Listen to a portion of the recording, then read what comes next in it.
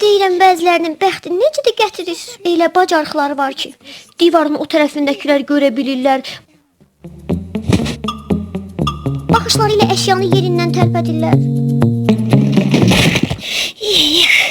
Haqsızlıqdır. Dəhşətli haqsızlıqdır. Axı mən hiss edirəm ki, mən qeyri-adi qızam. Amma mənim qeyri-adi bacarığım yoxdur. Axmaqlıqdır.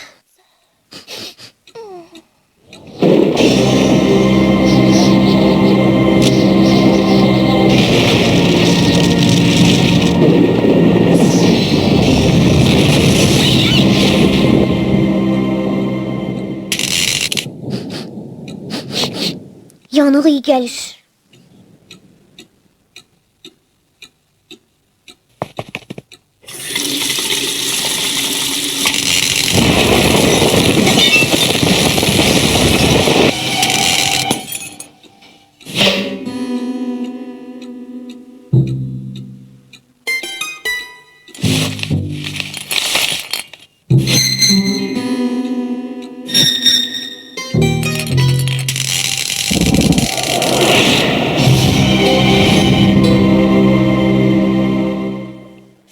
Əcəb işdir.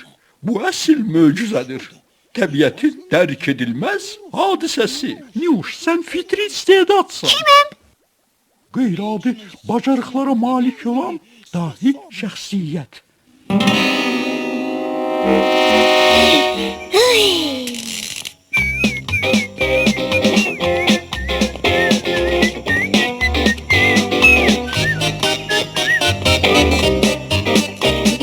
Niuş, mən də səni axtarıram, sənsə buradasan. Gedək, yerlənəcək, yerlənək. Olmaz. Niyə? Ay, soruşma, onsuz da başa düşməzsən. Biz fitriləri, qeyri-adi qabiliyyətlərə malik olan dahi şəxsiyyətləri başa düşmək çətindir.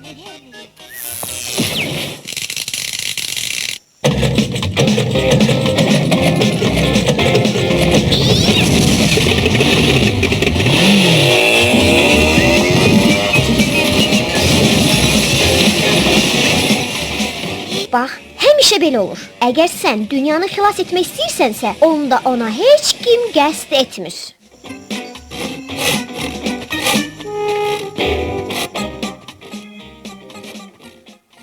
Aha, deyin görək burada nə baş verib? Hə? Ağac aşıb.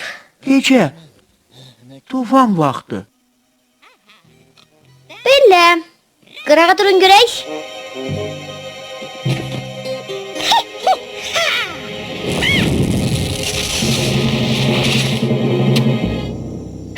Qurtardı getdi. Ay səni görü. Çox sağ ol dostum.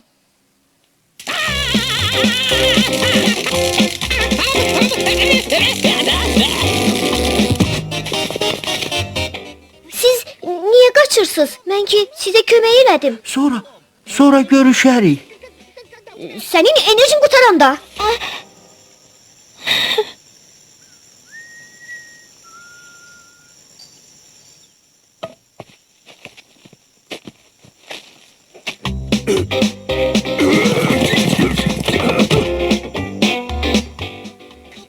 Ayı, sənə nə oldu? Mən hər şeyi bilirəm. Əgər sənə nəsə lazımdırsa, utanma, götür. Mən heç nə istəmirəm. De ki sən əsəbləşmə. Yalvarıram. Niyə görə siz hamınız məndən qaçırsınız?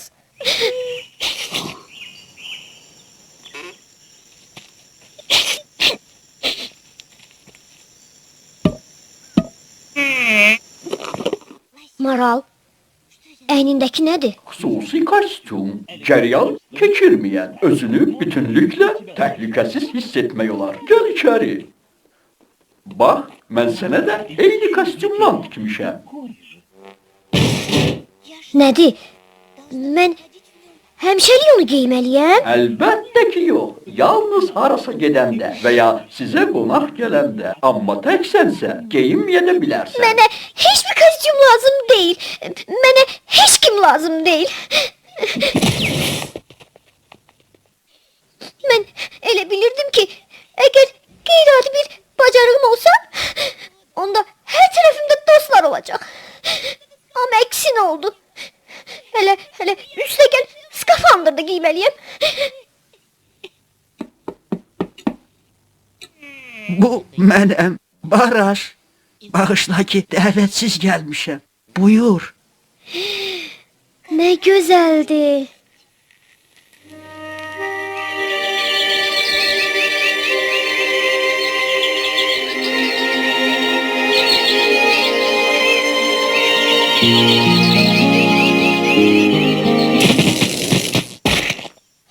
Oy, bağışla. Yazıq. Ağrıdın. Yox, hər şey qaydasındadır. Hələ birazca da xoşdur.